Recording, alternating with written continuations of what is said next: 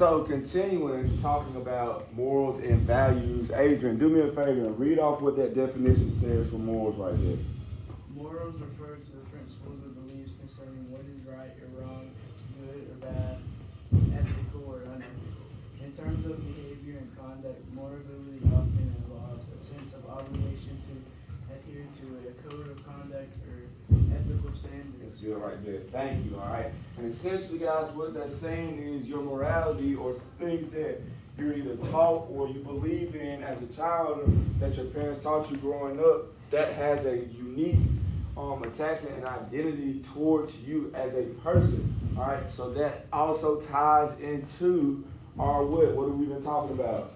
Our decision-making skills, guys. Come on now. We got to make sure that we're still paying attention to what's going on.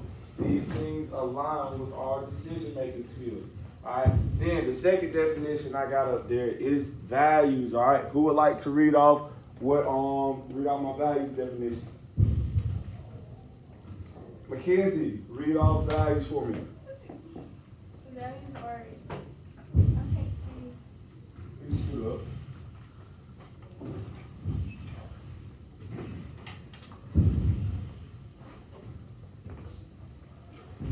enduring Beliefs, beliefs and qualities that individuals. or community consider important and worthy or Of pursuit. Good. That first one tells it all. We don't have to go, too deeply into it, but I'll read the rest. All right. It says these are deeply ingrained principles that guide behavior and decision making. Again, values and morals tie into what? Our Decision making skills. good, our decision making skills.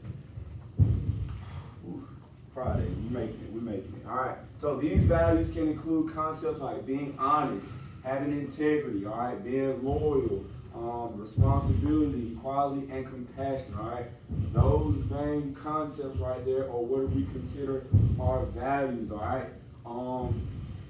People that have high values for themselves tend to have all of those different qualities. You can tell that they're an honest person. They have a sense of integrity, a sense of loyalty, responsibility, and so forth and so on, all right? So those are things or values in a sense also that they wouldn't compromise, okay? They serve as a foundation for ethical decision making and provide a framework for evaluating choices. What that's saying right there is certain things that they won't do because it'll question their values. If it's something to the extent of stealing, is stealing an honest thing to do? No, right? It's not, all right? What about integrity? Integrity and loyalty are two of the same things. It's basically, integrity is I know something's not right, and then I still do it, then I'm compromising my own integrity. Loyalty, how many of you guys love to scream, loyalty, or you want somebody loyal in your life, all right? If you're not loyal to people, then you don't really have some high values for yourself or in that situation that's going on. The responsibility, all right, everyone has to be responsible at some point in their life, all right, for something. Then moving on to the rest of, on the other part of the definition, values are often shaped by cultural, family, religious, and personal influences and play a significant role in an individual's identity and properties. So everything that you've learned from the time you've been a small child to this moment right now, all right, has been shaped from your culture, your family, whatever it is, your background has shaped your values. How I grew up shaped my values. How you grew up shaped your values. Does that make sense to you guys? Good. That makes perfect sense. So moving on, all right. Again, we're practicing and talking about decision-making skills, all right? Here, we have our decision-making skills and what they are. All right, it is a total of 7 different skills that we use. The first one being identifying the decision, all right? The second is gathering information. The third is considering alternatives. The fourth is evaluating consequences. Fifth is prioritizing our values. The sixth one is making a decision, and the last one is taking action. Each of those play a role in our decision-making skills, all right?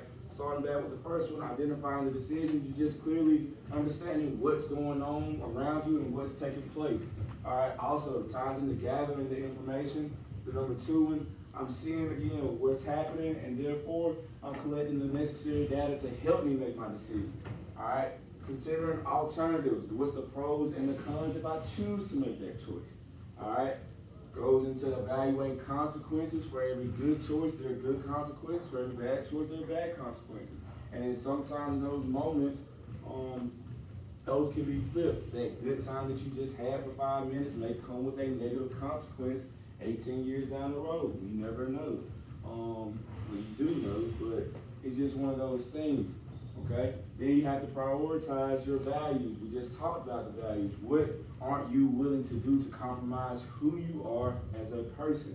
All right, then you make the decision after you consider all those different thoughts and you go through all of those different points. All right, you decide to make whatever choice you choose, and then taking action, implementing everything that I just talked about and everything that you just thought about, and you do it. And a lot of times you guys don't understand that, me reading it off, it sounds like it's a lot.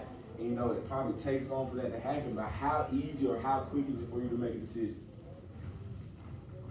Really quickly, all right? It's really quick for you to make a decision, all right? So don't think that it takes a while making a decision of saying yes or no to something happens just like that, all right? So those are the seven different skills that are used and that you use daily, but you do it subconsciously, okay? Now, what we're going to do, we're going to practice, all right? Someone read off for me this first scenario. We're going to practice different scenarios right here as a group, but I need someone to read it off, and then we're going to think about it, and then we're going to answer it as a class. Somebody, anybody. Fine, I'll read it off myself. Decision-making scenario. Scenario 1, the extracurricular dilemma. All right, you are in the 9th grade. You are a 9th grade student, who loves both science and music. However, you have limited time and can only choose one extracurricular activity. So right now, we're faced with a choice, all right? You have a dilemma. Okay, science club meetings and musical rehearsals are scheduled at the same time. How do you decide which activity to prioritize and what factors will influence your decision? All right, so I'm gonna give you time to think about that, and I'm gonna call on a couple of you guys to answer the question. Okay? Like I said, just give you a few minutes to really think about it and come up and tell me what you would choose. All right, in this first scenario right here. So when I call on you, please be ready to answer.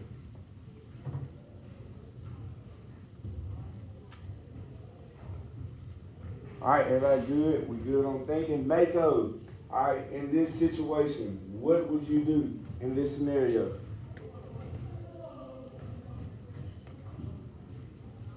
You need a little more time, Mako? All right, I'll come back to you. Jalissa, what would you do in this scenario right here? Yes, you would choose music. Why would you choose music? It's different genres of it, okay. All right, Adrian, what would you choose in this scenario? I choose music. You choose music. Why would you choose music? Because I like music. You like music. Is there anyone that would choose the science club meeting? Yes, sir? I would pick it because it could potentially help me get a better grade, and I'm just into science.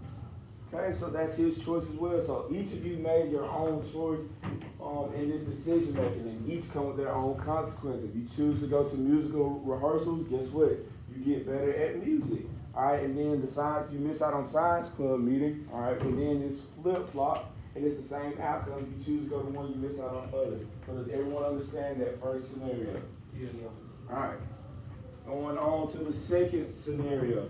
All right, and I'll read it out loud and again give you guys time to think about it. All right, scenario number 2 says the social media predicament. You discover that someone has posted unflattering and inaccurate information about your friend on social media. You have the option to intervene and correct the information, but doing so might lead to conflicts with the person who posted it. On the other hand, staying silent may hurt your friend's reputation. How do you decide whether to get involved or not? And what steps will you take to resolve the situation? All right, so think about that. How will you choose to handle this situation?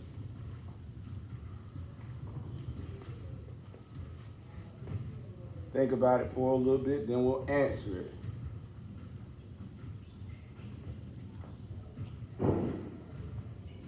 All right, office, tell me what would you use in this, what choice would you make in this decision right here? And remember, guys, there's no right or wrong answers to this at all. It's just a choice that you make.